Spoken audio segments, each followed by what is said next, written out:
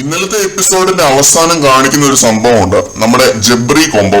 കാര്യങ്ങൾ ഇത്രയൊക്കെ ആയിട്ടും ഇവരുടെ തലയ്ക്ക് ഇതുവരെ വെളിവ് വന്നില്ല എന്നാണ് ഞാൻ ആലോചിക്കുന്നത്. എന്നെ തല്ലേണ്ടമ്മാവ ഞാൻ നന്നാവില്ല എന്നിങ്ങനെ ശബ്ദം എടുത്തിരിക്കുന്നത് പോലെയാണ് ഗബ്രിയും ജാസ്മിനും. ഇപ്പോഴും പുറത്തെ നെഗറ്റീവുകൾ ഇവർക്ക് ഇതുവരെ മനസ്സിലായില്ലേ?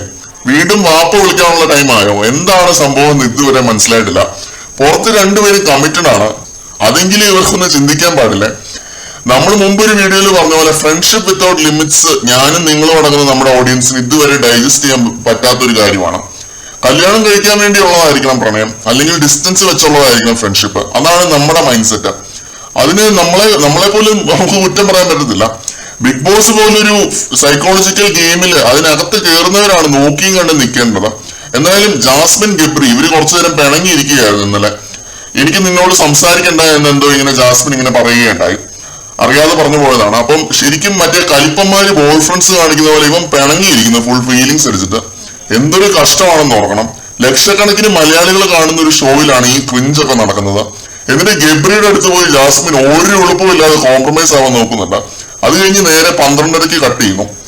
രണ്ടെണ്ണം കൂടി എല്ലാം മറന്ന് കെട്ടിപ്പിടിച്ചിരിക്കുന്നു. എന്നിട്ട് രാത്രിയാവാൻ വേണ്ടി കാത്തിരിക്കുമായിരുന്നു തോന്നുന്നു. ഇനി ഞാൻ വളരെ സീരിയസ് ആയ ഒരു കാര്യം പറയാം, നിങ്ങളും അത് അങ്ങനെ തന്നെ എടുക്കണം. ജാസ്മിന്റെ ഫാദർ അല്ലേ, പുള്ളിയാണ് ഇതിനകത്തേക്ക് ഇനി വൈൽഡ് കാർഡ് ആയിട്ട് വിടേണ്ടത്. ജാഫ്രങ്ങളൊക്കെ വന്നാൽ ഇനി കളി ഒന്ന് ഉഷാറാകത്തുള്ളൂ. ബിഗ് ബോസ് പരിഗണിക്കണം. കാരണം ജാസ്മിനെയും ഗബ്രീനെയും ഒന്ന് ഒതുക്കാൻ പുള്ളിയെ കൊണ്ടേ പറ്റത്തുള്ളൂ.